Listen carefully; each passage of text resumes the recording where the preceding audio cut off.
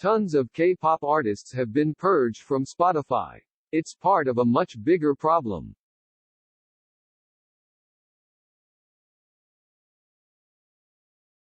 Artists such as IU, Epic High, 17, Luna, and many more were affected by a distributor dispute.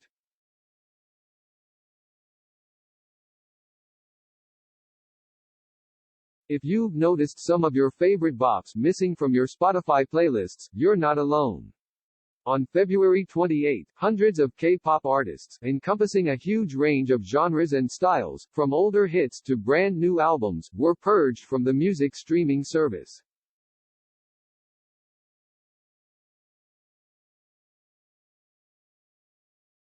The reason involves a complicated licensing dispute between Spotify and a South Korean distributor, Kakao, which is now one of Spotify's direct competitors thanks to the latter's recent launch in the country.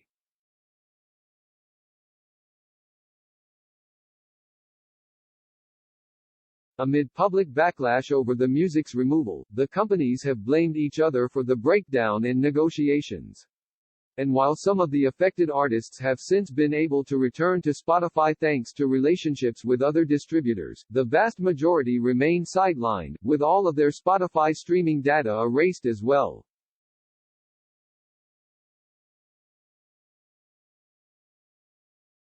The debacle is a case study in both the perils of the entertainment industry's trend toward centralized, even monopolistic, streaming platforms and the way territorial music industry practices can so frequently rebound directly upon the artists and the public.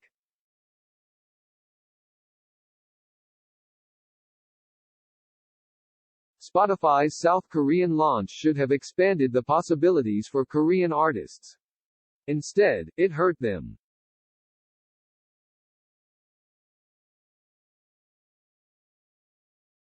Spotify may be the largest music streaming service in the world, but despite the abundance of Korean pop music on its servers, it didn't have a platform in the country until recently.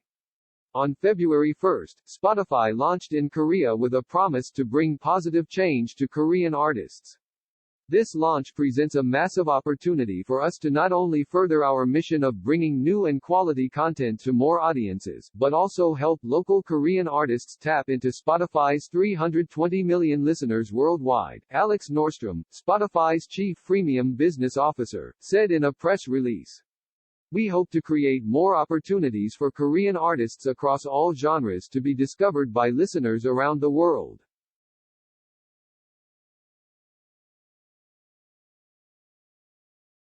But Spotify's expansion into Korea featured a glaring omission: no artists distributed by Kakao were added to the platform. A music distribution company and talent agency, Kakao is a subsidiary of Korean tech giant and media conglomerate Kakao. It is perhaps best known for buying South Korea's largest music streaming platform, Melon, in 2016. As a distributor, it also handles promotion for many of Korea's biggest artists, including IU, scores of major K-pop groups such as 17 and Luna, and many others. According to NME, Kakao controlled distribution for nearly 40% of the songs featured on one popular, Top 400 Korean chart for the year 2020.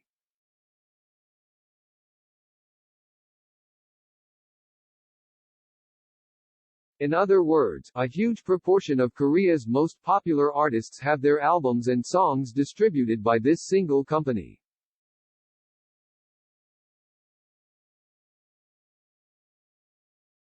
K-pop fans noticed the music's absence from the platform, but since Spotify's Korean launch was still new, it wasn't yet clear whether the omission was temporary. At that point, Kakao artists were still available on Spotify globally. On February 28, however, Spotify users around the globe abruptly realized that many of their favorite Korean artists, everyone distributed by Kakao, had disappeared completely.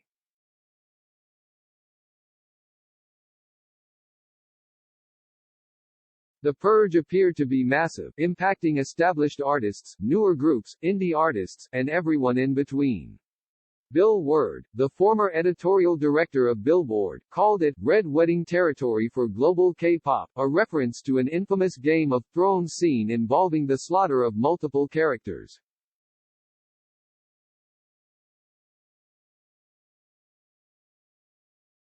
The outcry from fans was immediate. #Spotify is over party started trending on Twitter, and users reportedly canceled their Spotify subscriptions in droves. The streaming service took down the entire platform temporarily for maintenance, though some fans believed it was done to prevent them from canceling their accounts en masse. Vox has reached out to Spotify for comment.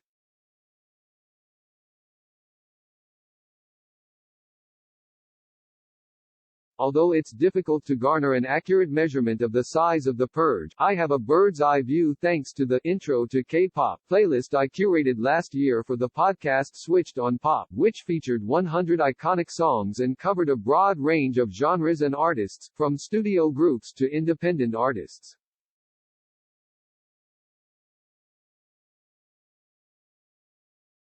Since the purge, however, fully 20% of the songs are now missing, and most of the titles, artists, and other details are now simply blank. Among the vanished artists are major names in K-pop: IU, Hyuna, Mamamoo, Monsta X, Luna, and Verbal Jint, as well as songs by other artists such as Rain and Vix.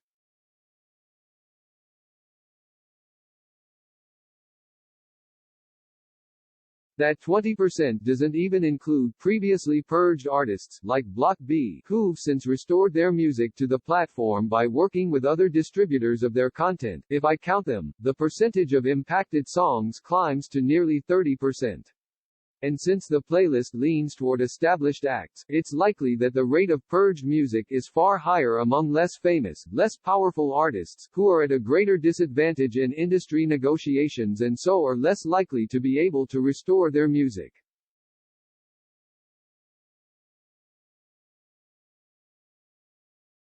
The purge also appears to have affected streaming data as well, erasing billions of streams for Korean artists. Some artists, but not all, who've returned to the site have since had their streaming data restored. That's a huge blow to artists of any size on several fronts. Since an artist's Spotify streams are a major contributor to weekly music charts, they're also a major performance metric in K-pop fan culture. That is, streaming their favorite artists on Spotify is one of the ways fans show their support.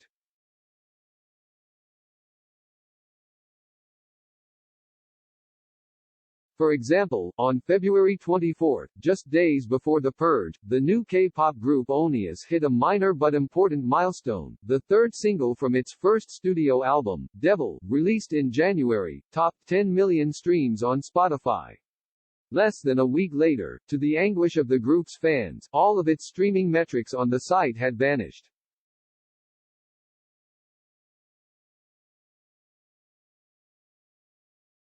New bands aren't the only ones experiencing upheaval because of the purge. Epic High, a well-established and critically acclaimed Korean hip-hop group, has been heavily promoting its new album, Epic High Is Here Shang, PT. 1. But it, too, was impacted by the Spotify purge, and the reaction from Tableau, the group's front man, went viral as an expression of the frustration felt by both fans and artists.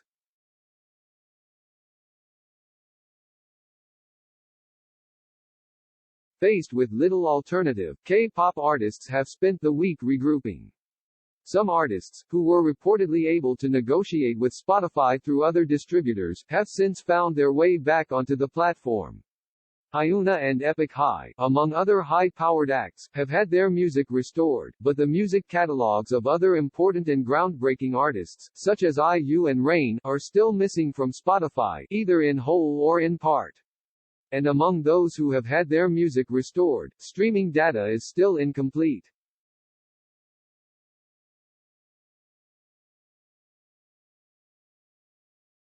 So what actually happened to cause all of this? With both Kakao M and Spotify pointing fingers in the other direction, it's difficult to know. But the introduction of a competitive aspect to their relationship may have played a part.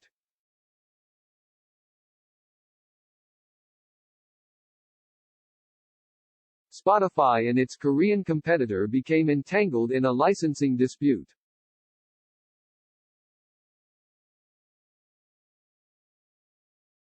According to various statements from both Spotify and Kakao, the latter's previous licensing agreement, which covered global distribution on Spotify outside of Korea, expired February 28, March 1 in Korea, the day all of this chaos began.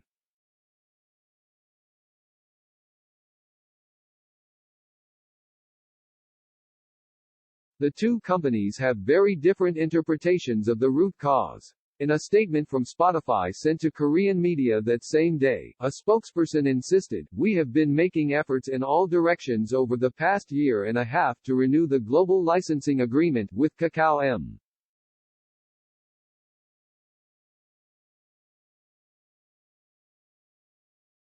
This statement implies that a new negotiation process for global distribution had been taking place. But according to Kakao's statement on the issue, Spotify may have oversimplified things a bit.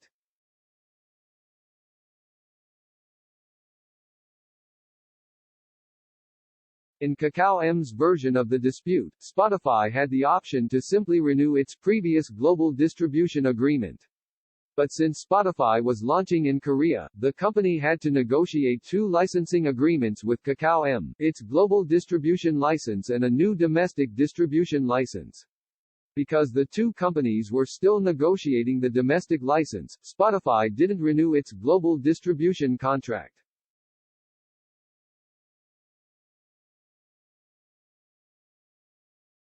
Due to Spotify's policy that they must proceed with the domestic and global contracts at the same time, our global contract has currently expired, Kakao said, according to a translation of the statement by Korean outlet Soompi.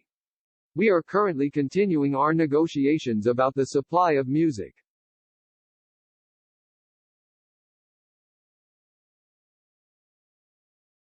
It's unclear whether Spotify's refusal to renew the global distribution contract was a way of pressuring Kakao to agree to its terms for the domestic contract.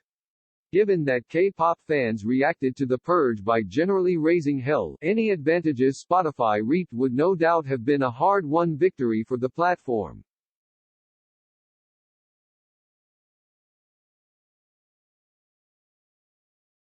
Still, K-pop is a huge industry. South Korean newspaper The Hankyoreh reported that K-pop generated $5 billion for Korea in 2018, a number that has undoubtedly risen since then, and Spotify's Korean launch seems too important for the platform to self-sabotage. Spotify has claimed in press statements that its current contractual dispute has nothing to do with its expansion into South Korea, telling Soompi, "The matter of our global licensing agreement is unrelated to the launch of our service in South Korea." Yet it seems difficult to believe that it didn't play a role in the breakdown of its negotiations with Kakao.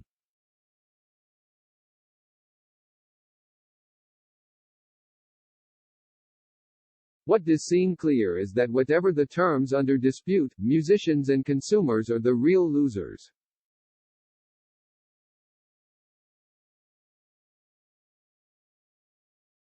Reminder: consolidated streaming platforms hurt artists and fans.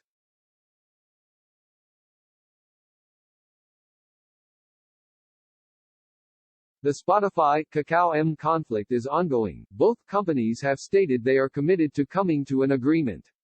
Still, this issue is just another reminder that the convenience of consolidated, cloud-based streaming comes at a cost.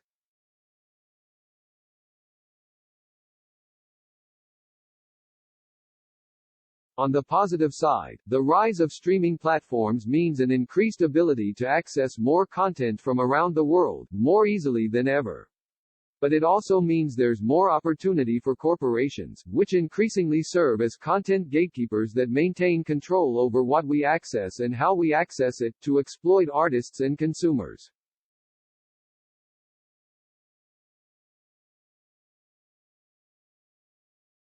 The Spotify purge demonstrates this gatekeeping in multiple ways. Not only were users who had signed up for Spotify Premium not allowed to listen to the music they paid for, but they weren't even given a heads up that the purge was coming, and neither, it seems, were the artists.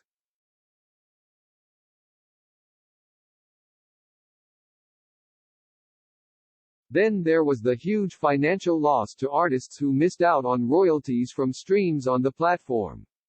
This cost impacted Korean artists far more than it did the corporations that were holding their music hostage. As Billboard's Jeff Benjamin noted, the fact that not even massively popular artists have been able to control their fates in this high-powered game of licensing ping-pong is a painful reminder that the majority of artists promoted under Kakao M are smaller, independent acts with fewer options for getting their songs back in front of international fans.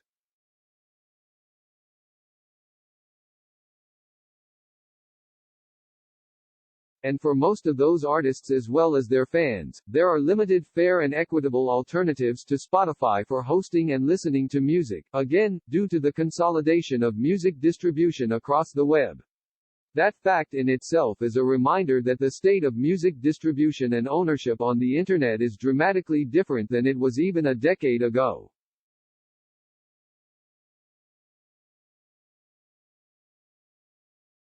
The globalization of the music industry and other types of media means more people are regularly discovering artists and stories from around the world. While that's a big bonus for music lovers everywhere, the Spotify purge has shown us that it can also be a double-edged sword. And with Spotify and other platforms only continuing to expand, it's likely that this won't be the last time a major streaming platform's competitive business practices ultimately wind up hurting the very artists and fans it purports to reach.